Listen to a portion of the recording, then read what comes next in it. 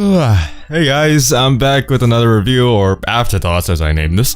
I recently watched a 2D animated film I've been looking forward to for a while, Interstellar. Love is the one thing we're capable of perceiving that transcends dimensions of time and space. Fuck no, not that one. Only thing 2D in that movie is Anne Hathaway's character. No, the movie I meant was Interstella5555, the story of the Secret Star system. One more time.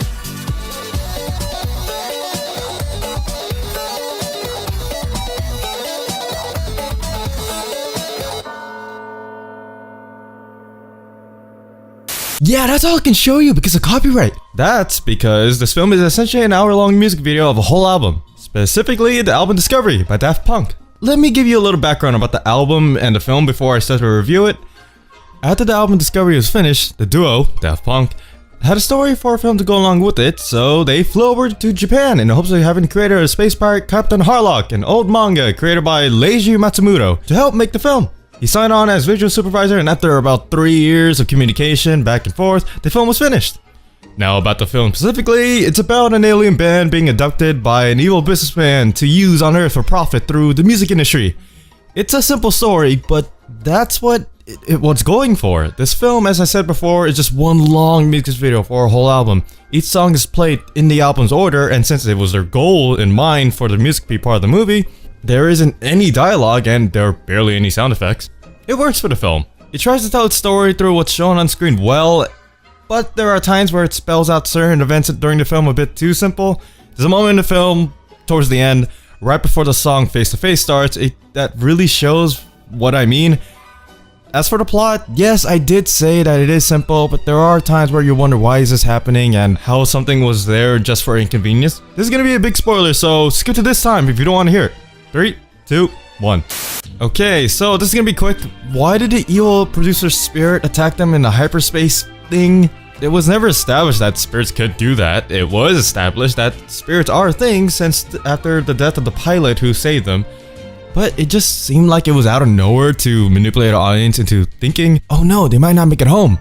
I could say the same thing for when the producer blocked the girl from being broken from mind control. How did the pilot not see him when he had a full 10 seconds to do it?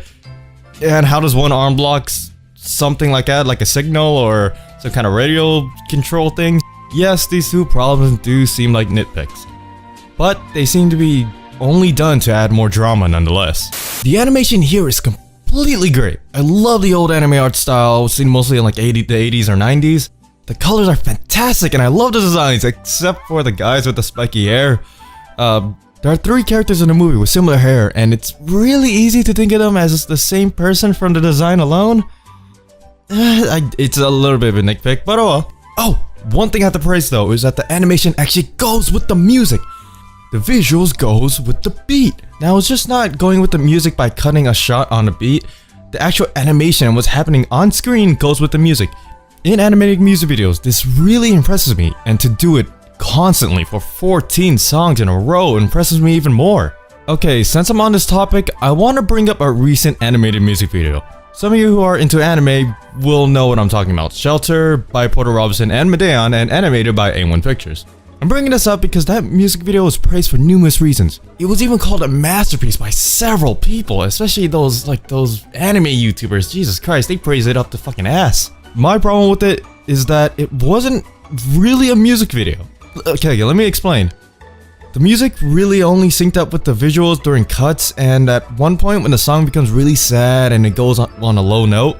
Other than that, it just seemed like the music video and the actual music were doing 2 different things. If you just watch the music video for Harder, Better, Faster, Stronger, a lot of the animation syncs with the song.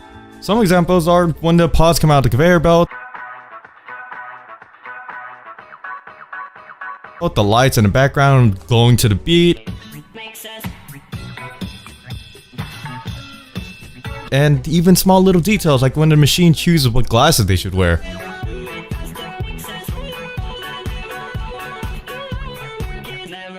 This happens throughout the whole film with different songs, and it kinda disappointed me when I finally watched Shelter and that it never really tried to do anything like this with its animation. My other problem is that I saw a lot of people crying that it's a bridge between Western and Eastern artists to work together. What? The movie I'm talking about right now came out in 2003, and it was a collaboration between 2 French musicians and a Japanese animation studio with the well-known manga creator at the helm.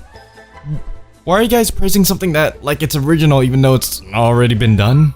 Telling a story animated by Eastern Animation Company by a Western musician was done in 2003. Shelter isn't the first one. For fuck's sake, in the Fine Bros React video to Shelter when it was YouTubers React, they even said that it's pretty rare. It was to the point where one girl was crying and praising the internet for it. What the fuck?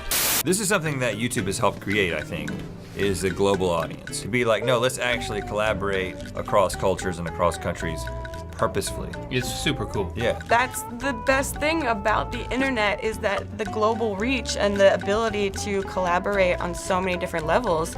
You can't do that anywhere else but on the internet. In their favor, they did say that the musicians were American and French before it was just French. So I have to give them props for that.